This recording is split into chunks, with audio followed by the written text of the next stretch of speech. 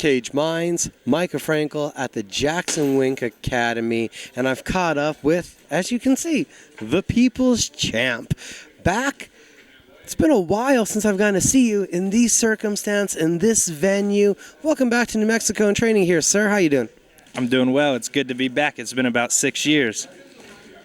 What led you to the decision to bring the training back this way, to leave home? We know, proud Oklahoman, done a lot of great things going back there with your team. What made you want to come back out here? I've got my striking coach, Matt Fouts, a new coach I just started working with for my last fight.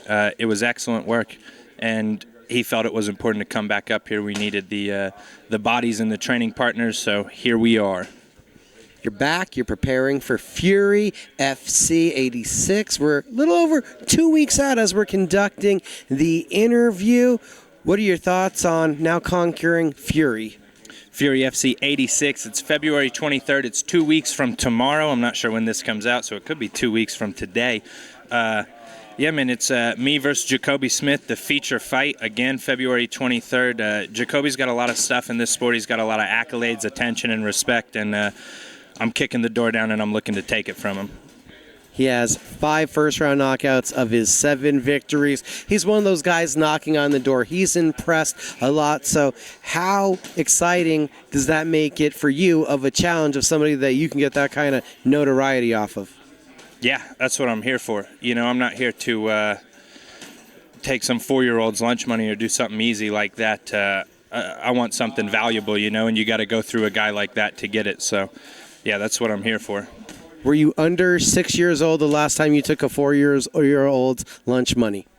No comment.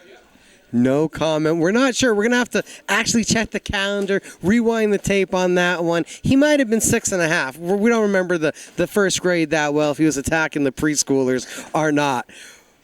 What had to change and what had to adjust for Jared to be the fighter that he wants to be? Because you were on a roll, knocking on the door, and we can be honest here, it's a safe space. Last 4 fights, 3 of them have not been the performances that you've wanted.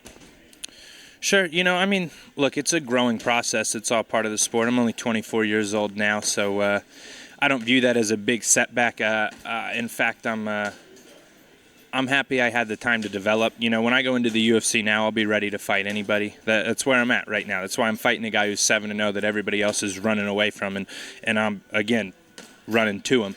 Man, I know who I am now. I know what I'm looking for. I know what I'm looking to do.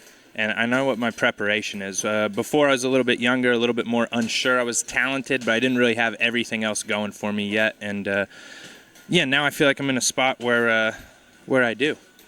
What was the biggest sign or influence for you to find out who you were? Like, what helped you to get to that point, you feel? Just going through it, you know, losses are a struggle in a sense. It's really not, we assign a lot more importance to what we do than there really is. But at the same time, you know, when you put a lot of stake into something emotionally and then you come up short, there's an inner turmoil, right? You got to go on a little bit of an internal journey.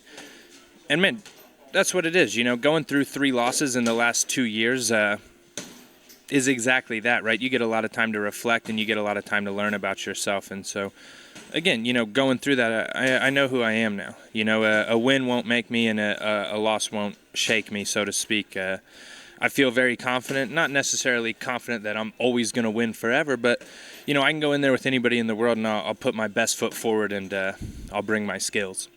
I'm sure there's training partners, there's coaches, there's family members. They already know the answer to this question. They already know who you are, but what was the biggest thing that you found out about yourself that you liked when you're going through this process?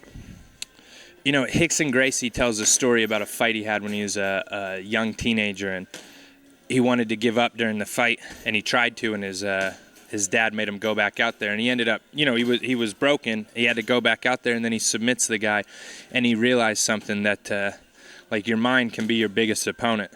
And when you're fighting somebody else and you're fighting yourself, man, it's 2-on-1. You know, those odds aren't in your favor. Fighting's hard enough already. When you're standing in your own way, it's really fucking hard. And so, you know, when you can align with who you are, when you can have kind of like acceptance of the negative possibility and then move forward, not having that kind of battle the whole time, I think that's a really positive thing. And for me, that was the biggest learn of this whole journey. Now, as a martial artist, as a fighter, what kind of adjustments did you feel were going to be necessary to take your game and elevate you to that highest level of performer that you can be? Ultimately, I really needed to get stronger and fitter and spend a little bit less volume time in the gym and up my intensity a little bit, get a little bit more used to just going as hard as I can for 15, 25 minutes and a little bit less of just like, oh, I'm spending 6-7 hours in the gym. Was there almost a detriment to the point where at some of those you were overtraining yourself? Sort of. When you're doing, it's like running 100 yards and running 2 miles. Like, you can't sprint for those 2 miles. So was I overtraining? I wouldn't really call it overtraining. I mean, my body's not breaking down. I don't have rhabdomyolysis. There's no medical thing going on. It's more so just if you're going to train for 7 hours, your intensity has to come down. At the end of the day, we're fighting 3 5-minute rounds or 5 5-minute rounds. I don't need to be able to do anything for longer than 25 minutes. So less overtraining and more like a more specified approach to the task I'm taking on. Was there any specifics that you were looking at, like anything you were looking to correct or any way you were looking to feel before really setting out on attacking Fury and getting back being consistently active? I know it's only been 6 months, but was there any kind of thought process recently in that? I mean, yeah, you're always looking to improve. Matt Fouts came out and worked with me for about 3 or 4 weeks before the Julius Holmes fight, and I felt like a completely different fighter. And again, that was just with a very small amount of work. So now having all these months strung together, it was like I wasn't going to fight for a few months until I felt confident to fight anybody on the roster. And that's where I'm at. Nobody wanted to fight Julius Holmes, who I fought in my last fight. He's on like a 10-fight win streak. Nobody wants to fight Jacobe. He's on a 7-fight win streak. There's 3 or 4 more guys that won't touch each other that nobody wants to fight, So I've got my work cut out for me, and I'm prepared to go in there and fight with all these guys. Everyone's going to be different, but do you feel like Jacobe has things in his repertoire that are familiar to you, or is this going to be a new kind of challenge? There's only so many ways to throw a punch. There's only so many ways to throw a kick. The human body is the human body. So, it's not really that new or different for either of us, even though I might fight different than he fights or than his training partners fight. Again, at the end of the day, we got 2 legs and 2 arms. Our head can go left. Our head can go right. It can go forward. But you know what I mean? So yeah, he brings a semi-unique skill set to the table. But, I don't think either of us are bringing in something the other one has never seen before. In looking over him, do you feel like there's understand the reasons why he's been successful, or do you feel like he just hasn't fought you yet?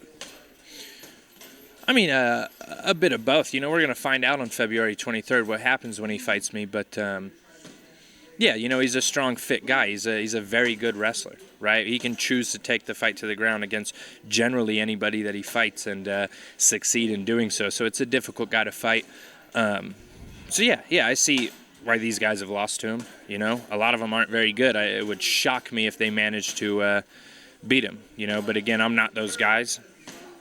I'm a little bit better, and that's the fun in going in there and finding out. The people's champion. How much now do you feel that this one is a message for the people that they can come back from adversity, climb back out of that pit? How much do you now even take that people's champion moniker to a different level? Because when you were rolling, it was the people's champ of almost feeling like The Rock or Ric Flair. There was a flamboyancy to it. Is there a different feeling to being the people's champ now? Yeah, it circles back. Again, at that time in my life, I didn't know what I wanted to say. I was just saying what I thought would be interesting in some way. And now, the goal is always to say something interesting. You want people to care, but I can also just tell the truth now. There was a level of flamboyance and stuff, and it wasn't really me. I like this bleach strip in my hair. I had that full bleach mullet. I had I was running a little bit more of a gimmick, but I don't know. It's interesting when you put it like that, but it doesn't hold any weight on my mind. At the end of the day, what I'm going to do February 23rd, holds no real value in the real world. If somebody decides to draw a level of inspiration from it, that's awesome, but there's probably a lot better role models and heroes you could pick than somebody who gets into a cage. February 23rd, you're going to get back in that cage, and you continue to fight for your dream, for you, where you want to go and what you want to do. So how big is takedown defense going against a wrestler in this one? Takedown defense is important, but at the same time, I got a brown belt in jiu-jitsu under Christian Durr, who's a black belt under Jean-Jacques Machado. You know, when he grabs a hold of me, I'm looking to grab a hold of him. I'm not running away from the grapple. There's no sense of like, oh, if he can wrestle me, that's his path to victory. You know, grappling is my path to victory. I got more submission wins than him. I've competed in jiu-jitsu a lot more than him. He's a wrestler. I'm a jiu-jitsu fighter. We're gonna find out which one holds true. But I don't want to go back in time too far. But 1993, we had a few wrestlers fight Hoist Gracie, and it ended poorly for all of them. Gotta ask the last question. Want to tell us who you are now? My name is Jared Mcloughlin. I fight for Fury FC 86, February 23rd, only on UFC Fight Pass. If you don't know, you damn sure will.